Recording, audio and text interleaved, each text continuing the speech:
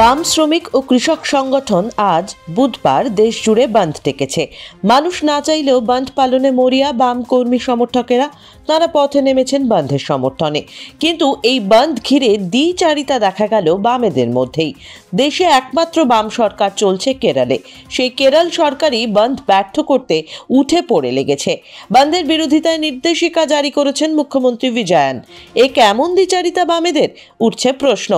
CPIM শাসিত কেরল সরকারের 8ই জুলাইয়ের নির্দেশিকায় বলা হয়েছে, কেরল সরকারের কোনো কর্মী যদি বন্ধের দিন অনুপস্থিত থাকেন তাহলে তাদের হাজিরা ডাইজ নন হিসেবে গণ্য করা হবে। কেরল সার্ভিস রুল অনুযায়ী তাদের অগস্ট মাসের বেতন কাটা যাবে। আরও বলা হয়েছে, বন্ধের সমর্থনে কেউ যদি সরকারি সম্পত্তি ভাঙচুর করে তাহলে তার বিরুদ্ধে আইনানুগ ব্যবস্থা নেওয়া হবে। যারা প্রভিশনাল রিক্রুটি তারা বিনা অনুমতিতে ছুটি নিলে তাদের চাকরি অবধি যেতে পারে বলেও হুঁশিয়ারি দেওয়া হয়েছে নির্দেশিকায়। ধর্মঘটে বাংলাকে সচল রাখতে চেয়ে বামেদের কাছে সমালোচিত হন মমতা বন্দ্যোপাধ্যায়।